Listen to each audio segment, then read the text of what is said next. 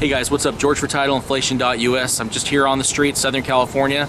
Wanted to give you guys a report on California. Right now, the big talk has been about Greece, Iceland, significant economic crisis overseas. One of the things I wanted to talk about is California dwarfs some of these countries that are going through crisis. I mean, we're going through crisis ourselves. If you look at the GDP of Greece, it's only $357 billion. I mean, Illinois is almost double that with $633 billion. But if you look at a state the size of California, you're talking about an economy that's 1.8 trillion. That's how big our GDP is. I mean, we are on the same level as Russia, the same level as Spain, Brazil. So in California, what are we facing here? Besides a severe lack of jobs, high unemployment, what we're facing here is a state government that cannot come to grips with the reality of the situation. The economy here isn't going to improve in the short term. So there is going to be no tax revenues. Tax revenues are going to continue to decrease. What we're seeing in California is just stopgap measures. And because of those stopgap measures, what we're seeing is a $22 billion budget deficit. And here's the bad news, it's getting worse. There's projections that our budget deficit is not going to decrease. It's going to increase to $40 billion over the next 2 years. I mean, that's a 37% debt burden on the economic output of California. So Californian legislators are not being responsible. They are pushing the state to the brink of insolvency and to the brink of default.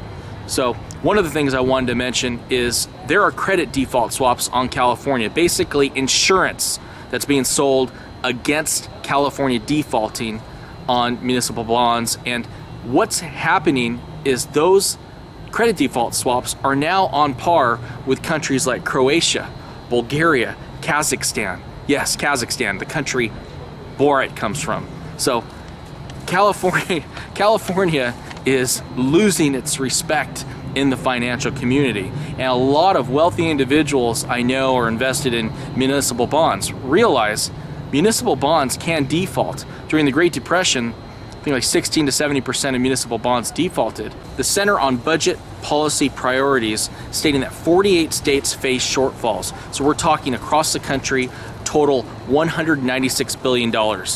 That is a record. Right now, we have 10 states that are on the brink. California, Illinois, Arizona, Florida, Michigan, Nevada, New Jersey, Oregon, Rhode Island, Wisconsin.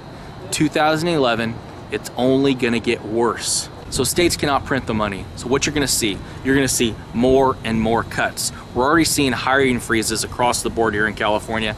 We're talking about government employees getting furlough days, 10 to 20% salary reductions. It's just incrementally gonna get worse. Instead of 1 furlough day a month or 2 furlough days, it'll be 4 furlough days. It'll just be a gradual wearing down of income that people make. If you are earning income, if you are perceived to be earning income and you're not paying your fair share, there will be a witch hunt for you. There will be a big target on the back of Californians that are earning income and aren't paying enough. So mark my words, there's gonna be an increase in taxes, an increase of the government going after business owners or people making additional income. Even if you have a job, right now is the time to cut to the bone. Now is the time to cut back. Sell things that you don't need, eliminate debt, or in worst case, default on the debt if you have to. I mean, I know people that are going through foreclosure that are still making payments on their credit cards. You really need to talk to a bankruptcy attorney, a credit specialist, an accountant, someone that can give you an overall plan to deal with your particular financial situation. But bankruptcy laws were established in America for a reason. Realize this is an economic crisis. We're not Dubai. You're not going to go to a federal prison for not paying your bills. Reduce your dependence upon state or federal payments. Look for alternatives. Right now, if you are on unemployment, start looking at alternative ways to earn money. Don't just rely upon unemployment and hope, okay, when it ends, I'll get a job. realize there may not be a job in your field available. And of course, if you have extra money, pile into silver, gold, commodities. Right now, oil's shooting through the roof. Cut back on transportation. Right now, I think we're going to see an oil shock this summer.